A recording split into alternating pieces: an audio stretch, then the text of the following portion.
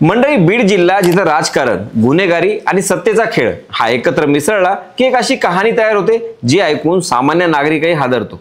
इथे कोण कुणाचा मित्र आणि कोण शत्रू हे ओळखणंही आता कठीण झालंय।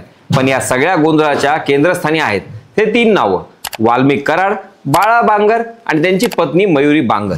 महादेव मुंडे हत्या प्रकरणात वाल्मिक कराड यांच्यावर गंभीर आरोप करणारे विजय सिंह उर्फ बाळा बांगर यांच्या पत्नी मयुरी बांगर यांचे एक कॉल रेकॉर्डिंग सध्या समाज माध्यमांवरती व्हायरल होत आहे आणि त्या थेट वाल्मिक कराडशी बोलत आहेत। शिवाय हीच ती महिला जिने वाल्मिक कराड यांच्या समर्थनार्थ आंदोलन केलं होतं। या सगळ्याच्या पलीकडे जाऊन ही तिन्ही नावं एकमेकांशी इतकी गुंफली आहेत की यातून बाहेर येणारी प्रत्येक माहिती महाराष्ट्राच्या राजकारणाला हादरवते। या खऱ्या राजकीय डावपेचांमागे काय आहे हे आपण आज उलगडणार आहोत या व्हिडिओच्या माध्यमातून। त्यामुळे शेवटपर्यंत बघा आणि चॅनलला सबस्क्राइब करायला विसरू नका, कारण अखेरचा धागा सगळं चित्र बदलून टाकेल। नमस्कार, मी स्वप्नील आणि आपण पाहता त्याचं काय महाराष्ट्र। मंडळी, बीड जिल्हा गुन्हेगारीच्या छायेत सतत जगणारा हा परिसर पुन्हा एकदा गाजतोय महादेव मुंडे हत्या प्रकरणामुळे। आधीच इथल्या राजकारणात खळबळ उडवली होती आणि आता नवीन उघड झालेल्या आरोपांनी तापमान आणखी वाढले। वाल्मिक कराड संतोष देशमुख खून प्रकरणात मुख्य आरोपी, याच्यावर आता बाळा बांगर यांनी थेट बोट ठेवलंय। धनंजय मुंडेंना संपवून पोटनिवडणूक घेण्याचा कट होता।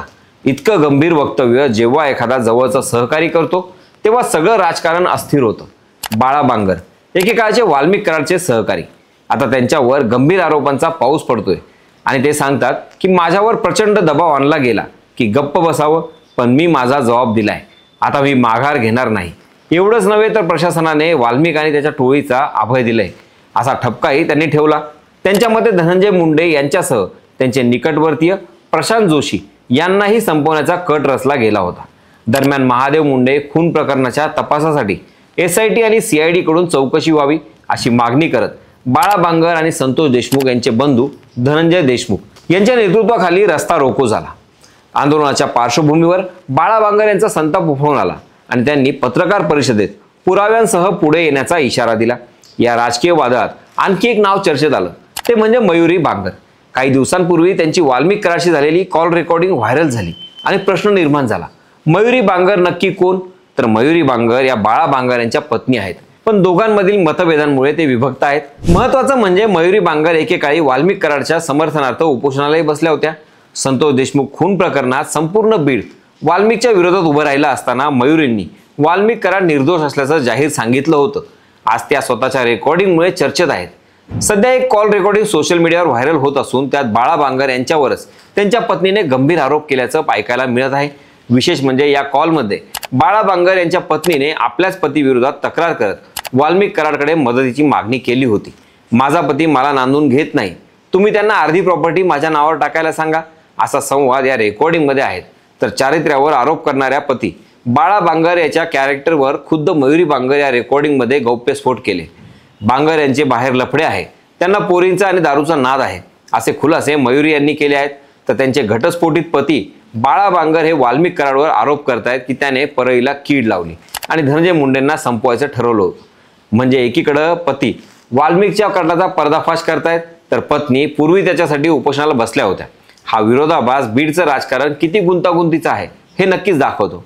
मयुरी बांगर स्वतः सांगतात की धनंजय मुंडे यांचा आदर्श आहेत, त्या राष्ट्रवादी काँग्रेस पक्षाच्या नेत्यांमध्ये दिसतात, पण त्यांच्याकडे कोणतंही अधिकृत असं पद नाही।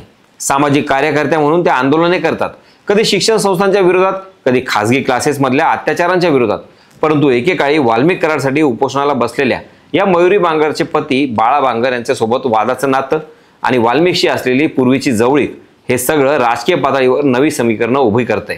ही तिन्ही नावं बाळा, मयुरी आणि वाल्मिक इतकी एकमेकांमध्ये गुंफलेली आहेत की कुठे सहकारी, कुठे शत्रू, कुठे वैयक्तिक वैर आणि कुठे राजकीय महत्वाकांक्षा याचा ताळमेळ बसवणं कठीण झाले।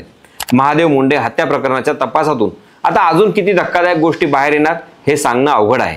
बीडचं हे गुंफलेलं प्रकरण फक्त एका गुन्हेगारी कटापर्यंत मर्यादित नाही, तर इथल्या आगामी निवडणुकांचं समीकरण सुद्धा यातून हलतंय। बाळा बांगर यांनी केलेले गंभीर आरोप थेट धनंजय मुंडेंच्या राजकीय आयुष्याभोवती फिरतायत। मुंडेंच्या समर्थकांच्या मते हा केवळ त्यांची प्रतिमा डागाळण्याचा डाव आहे, तर विरोधकांच्या छावणीत मात्र या आरोपांमुळे नवी ऊर्जा आली आहे। वाल्मिक कराड आणि बाळा बांगर यांच्यातील वैर, मयुरी बांगरचं पूर्वीचं वाल्मिक समर्थन आंदोलन आणि आता उघड झालेलं गंभीर कट, या सगळ्यामुळे बीडच्या मतदारसंघातील राजकारण एका अनिश्चिततेच्या भोवऱ्यात अडकले। स्थानिक पातळीवर मतदारांमध्ये गोंधळ आहे आणि कोणावर विश्वास ठेवावा आणि याचा सरळ परिणाम आगामी स्थानिक स्वराज्य संस्था, पुढच्या विधानसभा आणि पोटनिवडणुकांवर होणार हे मात्र निश्चित. धनंजय मुंडेंच्या प्रतिमेचा विचार केला तर ते स्वतःला नेहमी संघर्षातून वर आलेला नेता म्हणवतात, पण विरोधक या सगळ्या आरोपांचा वापर त्यांच्या विरोधात करण्यास सज्ज आहेत. हे प्रकरण जितकं लांबेल तितकं राजकीय नुकसान होण्याची शक्यता आहे. दुसरीकडे मुंडे समर्थकांच्या मते या कटामागचं खरं सत्य बाहेर आलं तर उलट सहानुभूतीचं राजकारण त्यांच्या बाजूनं खेचलं जाईल. या सर्व घडामोडींच्या पार्श्वभूमीवर बीड जिल्ह्यातील आगामी राजकारण हे एका टोकाच्या सस्पेन्समध्ये आहे. बाळा बांगर ज्या पुराव्यांची धमकी देत आहेत ते प्रत्यक्षात कितपत प्रभावी ठरतात? मयुरी बांगरचं पुढचं पाऊल काय असेल आणि या गोंधळाच्या भोवऱ्यातून धनंजय मुंडे कितपत सुरक्षित बाहेर पडतात हे पाहणं आता महत्त्वाचं ठरणार आहे. राजकीय वर्तुळातलं सर्वात मोठं कुतूहलही हेच आहे. एकंदरीतच बीडमधल्या या गुंफलेल्या राजकारणाचा खरा उलगडा कधी होणार? बाळा बांगर जे पुरावे सांगतायत ते खरंच वाल्मिक करारच्या राजकीय महत्त्वाकांक्षेचं काळं चित्र उघड करतील का? आणि या सगळ्या खेळामध्ये मयुरी बांगरचं पुढचं पाऊल काय असेल? या प्रश्नांची उत्तरं येत्या काही दिवसात उलगडतील. पण एक गोष्ट मात्र नक्की, बीड जिल्ह्याचं राजकारण आता पूर्वीसारखं राहणार नाही. तुम्हाला या नव्या ट्विस्टबद्दल काय वाटतं? कमेंटमधून नक्की सांगा. बाकी राजकारणाच्या आखाड्यात आपली नजर कायमच असणार आहे. तेव्हा कुठेही जाऊ नका, पाहत राहा, सबस्क्राईब करा. त्याचं काय महाराष्ट्र.